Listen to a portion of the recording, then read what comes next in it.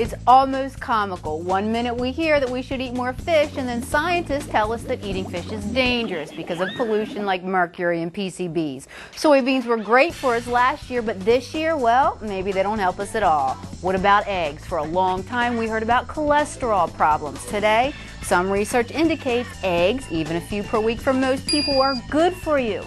Have a glass of wine, it's good for your heart. Don't have a glass of wine, it can increase your risk of cancer. The fact is, research is constantly being done, and sometimes it reveals something new and surprising, good or bad. But the real problem is that a study is just that, and yet when we hear about it in the news, it seems so much more definite. Now, I'm no doctor, and I'm not even playing one on TV. Aging Dr. Koelbel. But what seems to be the bottom line here is that no one study on any one food or drink is the final word, and as with so many things, moderation is a key. Fish, scientists say, even 2 or 3 times a week, no problem. A couple of eggs, you'll be fine. Go ahead, have that glass of wine at night, maybe even 2. But when it comes to look good naked, no moderation necessary. We're 100% natural and good for you. I'm Kim Koelbel.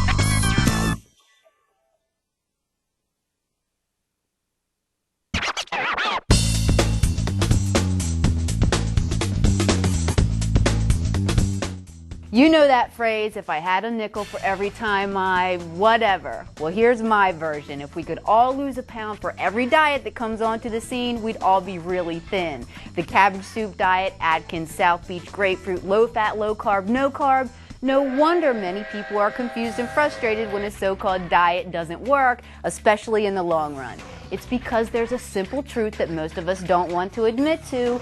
Sustainable, healthy weight loss and maintenance comes down to one thing: taking in moderately fewer calories than you use forever. Here's another fact: any diet can work for you, at least temporarily, if it reduces or eliminates whatever you've been overeating. Some membership diet programs do emphasize balanced food choices in moderation. If you want to spend your money for that kind of structure and support, fine. But eventually you will have to make good food choices on your own. So my question is, why not start right now? I've already talked to you about portion size. As a country, we've turned overeating into a lifestyle. So let's come up with our own diet plan called the OMP diet, that stands for ounces, not platefuls. Add in a little exercise and you'll look good naked in no time. And as for all the money you would have spent on one of those other diets, treat yourself to a nice dinner in moderation. I'm Kim Koelbel.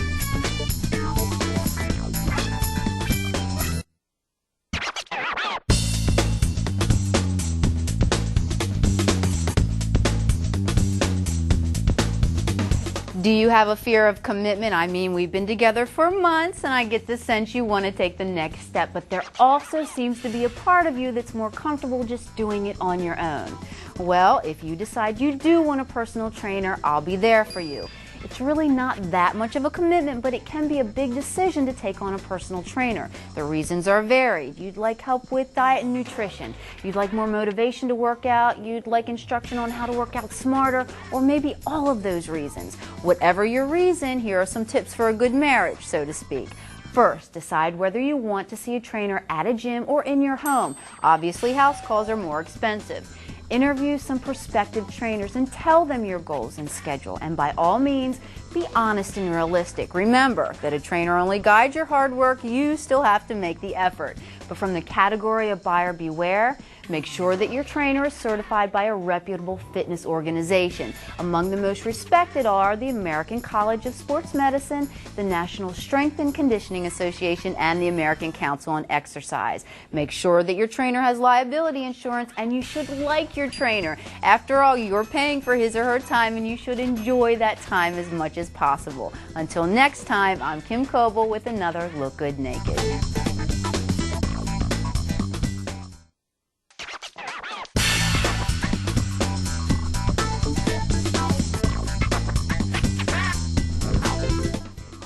Class, listen up students, it's time for class. That's right, I'm talking about class at the gym, and there are plenty of choices. We all get into a little bit of a rut when it comes to working out. Let's face it, pounding out 40 minutes on the treadmill or stair climber day after day is about as exciting as watching a filibuster on C-SPAN. And that is why you should go to class. Most gyms offer a variety of special fitness classes, including kickboxing, Pilates, yoga, even cardio striptease. Regardless of what you choose, a class can provide a welcome break from fitness boredom. For one thing, exercise becomes a group activity, and perhaps most importantly, you're learning something. And anytime you can make fitness fun, you're more likely to stick with it.